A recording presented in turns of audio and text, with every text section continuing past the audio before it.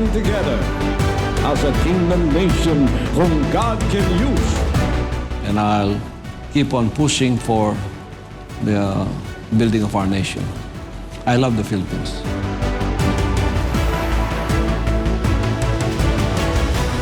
Mula sa 15 miyembro, ngayon, milyon-milyon na ang mga tagasunod ni Pastor Apollo C. Quiboloy sa buong mundo. A nation's success, including the kingdom nation, and prosperity is tied to its obedience to God and recognition of His laws and ordinances which are written in His Word.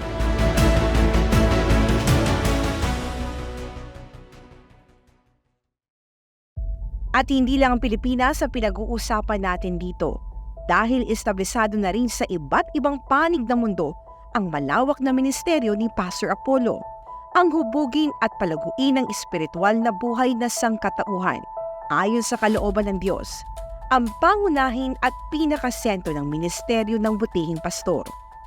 Pero dahil sa tindi ng impluwensya niya, dahil sa lawak ng naaabot ng kanyang tinig, maging ang mga leader sa lipunan, siya na rin ang gustong pakinggan. Gagawin nila ang lahat. Makadaupang palad lang ang respetadong si Pastor Apollo. Rizal laid his life for us, for the Filipino. Jesus Christ laid his life for salvation. Those are the kind of leaders we want. As a Filipino citizen living in the Philippines, I have to be very active in enlightening our people about the maladies and the vagaries of this political life that we have in the Philippines. Leaders should not be a terror to good conduct and should protect its citizens by instituting systems of fairness and equality. It's happening today, di ba? There are leaders who justifies the wicked and they condemn the just. Kaya marami ang nangyayari ngayong hindi maganda kasi ang hustisya ay hindi nagaganap. So, bilang leaders, kailangan matuwid ang iyong paningin. Naniniwala si Pastor Apollo na kung mabuti ang mga leader ng bayan, ay kaya nitong ihatid sa tamang landas, sa tuwid na daan, ang bagong henerasyon ng mga Pilipino. Public office is a public trust, means that a leader has been entrusted with public power by the people, and as an officer, he holds this power in trust to be used only for the benefit of the people and never for the benefit of himself or of a few. He must safeguard the interest of the nation.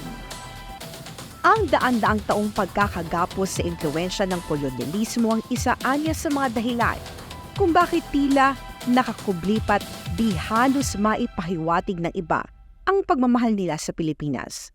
Ang tuluyang wakasan ng higit 50 taong panghahasik ng dahas ng CPP-NPA-NDF, ang isa sa mga minimithi ni Pastor Apollo.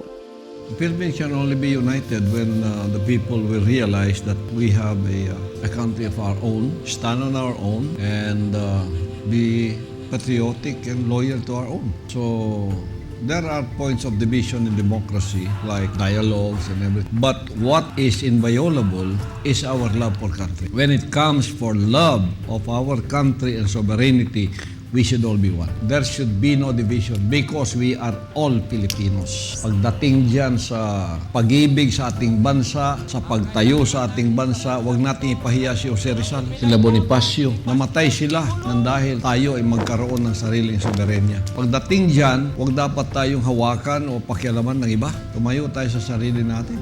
Katapos mahalin ang bansa. Kung ano yung kabubuti ng bansa, mag-contribute tayo. Whatever is it that ails our country, like the CPP-NPA, NDF, that is a blockade of our development, we are trying to push that away from us. And we have dedicated ourselves to really eradicate that through information media war that we are doing to inform our public. But I'll continue to support our country by promoting the good and trying to enlighten our people about, intelligent democracy. That is the aim of being a Filipino. First of all, you must know why you are a Filipino and who is a Filipino and what is the Filipinos for our country. We have no plan B country. This is the only country we have. So we have to build our own. Bagay na isinusulong rin ni dating Pangulong Rodrigo Duterte. Matalik na magkaibigan sina Pastor Apollo at dating Pangulong Rodrigo Duterte. Kahit nung nagsimula pa lang ang ministeryo ni Pastor Apollo at may mangilang-ilang miyembro pa lang ay malapit na sila sa isa't isa. Sa katunayan, ang pagkakaluklok ni Duterte bilang ika-16 na Pangulo ng Pilipinas ay resulta ng tinatawag na divine intervention na ipahayag ng Diyos kay Pastor Apollo na naging presidente ito ng bansa. I told him about this revelation that came to me. I said, Mayor, what is this revelation of mine God gave me that you invited me to Malacanang, and when I went there, we are going to play golf. You're not the mayor anymore. You are the president of the country, surrounded by generals. We saw him rise from the bundaks of the province, what the Manilans called the province of Davao, who to them is just like a barangay, rose from nothing as of no political machinery, no leaders of the country, just a mayor, rise up from where he was to become the president of our country, and that he made this country great again. Si Pastor, kaya ko nakilala yan. Tignan mo how yung journey ni Pastor from Kapilya. Siguro mga situbensya niya noon, mag-abot siguro nang makita ko palagi, magpunta ako. 12, 13, 14. 15. Tapos magsinyas lang ako, kita ko si Pastor. Por respeto, magbaw ako. Hindi pa in-acknowledge ni Pastor, magtanong yung NPA, anong ginagawa mo dito? Sabi ko, magbisita ako sa appointed son of God.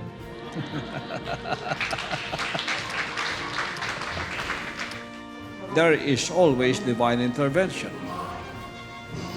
President Duterte, while mayor, already from heaven, there was an orchestration for him to become the president of the country even 18 years before he became president. It was revealed to me. That was a divine intervention, so that this country may come up and impose law and order against drugs, against corruption, and against this anaconda that is taking the breath out of us, which is the CPP, NPA, NDF.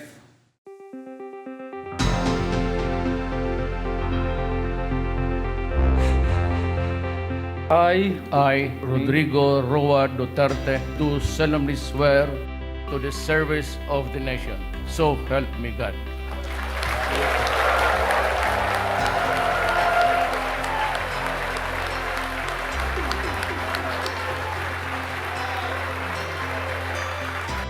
Dahil malapit sina Pastor Apollo at dating Pangulong Duterte, di nakatakataka kung iisang landas ang gugustuhin nilang tahakin ng Pilipinas.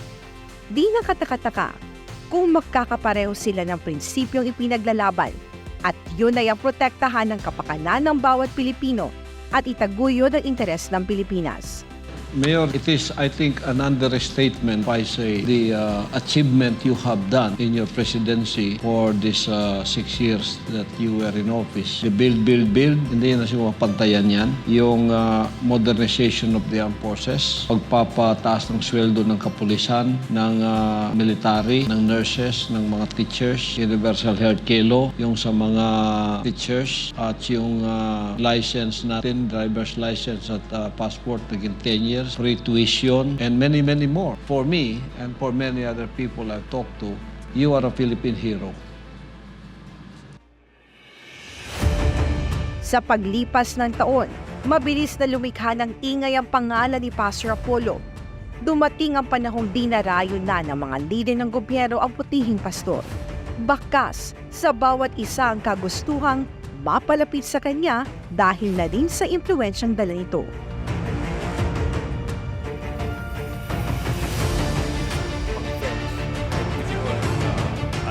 Question to answer.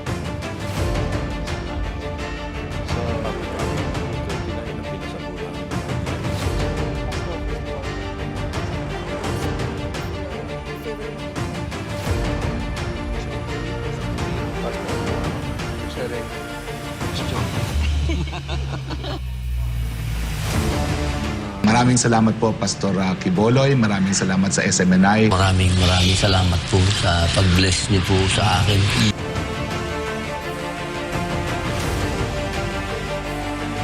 Kung paanong nangangaral ng walang takot si Pastor Apollo ay siya ring tapang niyang magbigay ng kanyang opinyon patungkol sa iba't ibang isyong kinakaharap ng bansa.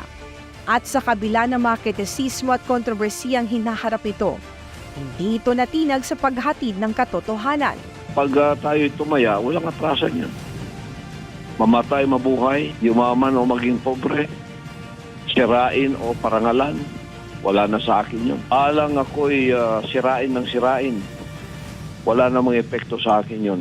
Basta wag lang masira ang bansang Pilipinas at wag lang masira ang kinabukasan ng ating bansang ito na mahal natin. Nagpepestahan ng iba't ibang mga interes ng ibang mga bansa. Tulad nitong mga banyagang nariritong gustong umawak pa rin sa atin. Pilipinas ang pinag-uusapan, bansa ko, lupa ko. Ano ako? Lilitawan mo si Rizal at Bonifacio sa akin. Dugo ng mandirigma yan. Lupa ko ito eh. Dito ako'y pinanganak, dito ako lupang sila. Loyal ako from Luzon, Visayas, and Mindanao. Ang lupang yan, ipagtatanggol ko yan. Tunay na kalayaan at pagpapalaganap ng katotohanan. Yan ang prinsipyo na ipinaglalaban ni Pastor Apollo bilang isang tunay na Pilipino. Naniniwala si Pastor Apollo na mayroong mga leader na itinilaga ang Diyos para sa ating bayan. Pero ang susi sa pagkakaisa at katagumpayan ay ang pagtayo sa tama, kalakip ang pagmamahal na ipinagkaloob ng Diyos na pinakamakapangyarihan sa lahat. You have to have a cause, a rightful cause, a noble cause. And to become a good leader, you have to have a good cause. Not yourself. True leaders are selfless. They're not selfish. They are selfless for that cause that will profit everyone, that will benefit the humanity as a whole. They can contribute good as a whole in the environment, in the economics, in the spiritual first of all, and in good relationships with the communities around them. Oh, ganun ang mission natin sa lupang ito.